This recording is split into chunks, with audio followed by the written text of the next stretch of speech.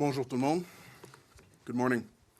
My name is Stephen Brown, and I am the CEO of the National Council of Canadian Muslims.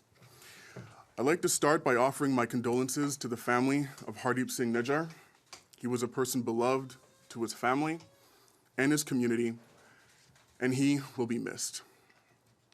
Je voudrais commencer par présenter mes condoléances à la famille de Hardeep Singh Nijjar. C'est une personne aimée de sa famille et de sa communauté, et il va nous manquer.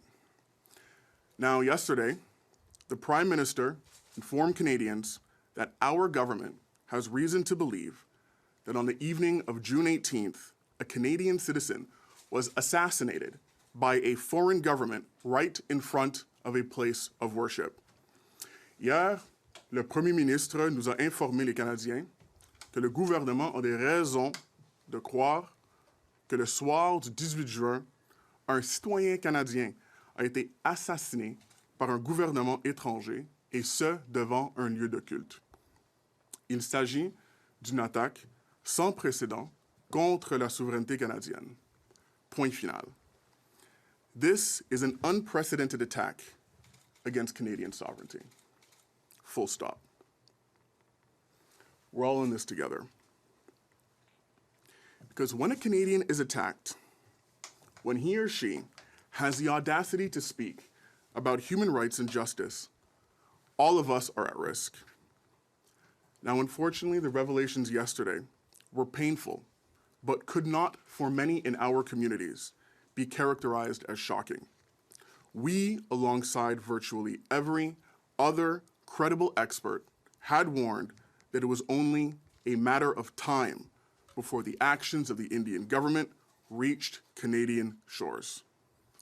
Our jointly published report with the Sikh Organization on the dangers of the Rashtriya Swamyang Savak Sangh, or the RSS, the Indian far-right parliamentary organization, paramilitary organization that has found its ideological home in the Modi government, received national media attention. It also detailed the level of harassment already being faced by Canadian Muslim communities, domestically. And unfortunately, it did not result in significant action by the federal or provincial governments at the time. Notre rapport, publié conjointement avec l'Organisation mondiale sikh sur les dangers du RSS, a également détaillé le niveau de harcèlement auquel sont déjà confrontées les communautés musulmanes canadiennes au niveau national. Et malheureusement, cela n'a donné lieu à aucune action significative de la part des gouvernements fédéraux et provinciaux.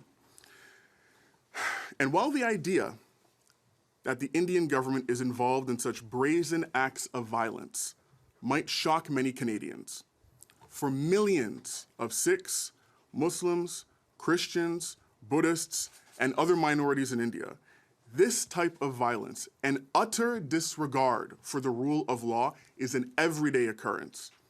Malheureusement et tragiquement, nous ne sommes plus dans l'Inde de Gandhi. Sadly and tragically, we are no longer in Gandhi's India. This is no longer the world's largest liberal democracy. Ce n'est plus la plus grande démocratie libérale au monde. The Indian government has been taken over by a far-right, extremist, paramilitary organization called the RSS. This type of impunity is not an anomaly. It is by design. C'est par conception.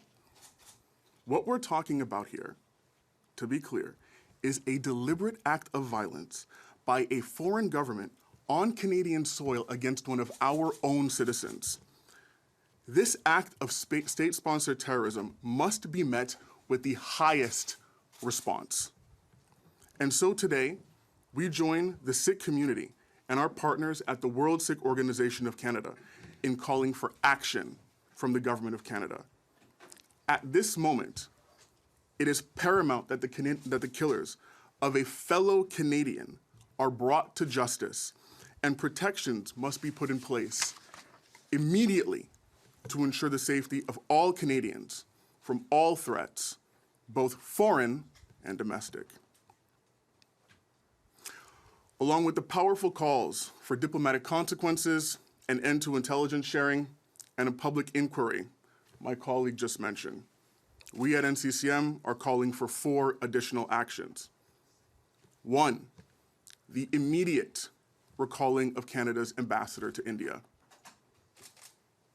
2, an initiation of the process of expulsion of the Indian ambassador to Canada, High Commissioner Shri Sanjay Kumar Verma. 3, a formal freeze on trade negotiations between India and Canada, including but not limited to the Comprehensive Economic Partnership Agreement, or CEPA. And 4, together with the WSO, we today call for the immediate banning of the RSS under the listing provisions in the Criminal Code and the removal of its agents from Canada. En français, parallèlement aux appels de mes collègues à des fortes conséquences diplomatiques à la fin du partage de renseignements de la tenue d'une enquête publique, nous réclamons 4 actions supplémentaires, dont 1, le rappel immédiat de l'ambassadeur canadien en Inde. 2, une initiation du processus d'expulsion de l'ambassadeur indien au Canada, le haut-commissaire Shri Sanjay Kumar Verma.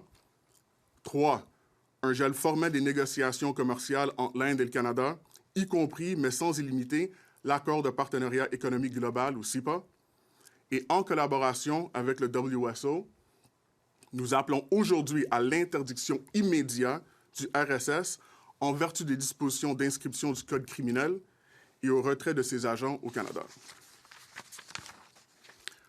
We must understand that this assassination of one of our fellow citizens on the streets of our country in broad daylight in front of a place of worship affects each and every one of us.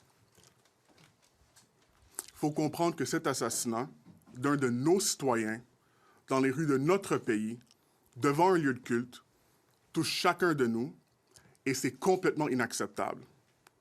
This assassination was an attack on all of us as Canadians. This is why we must take action, and we must take action right now.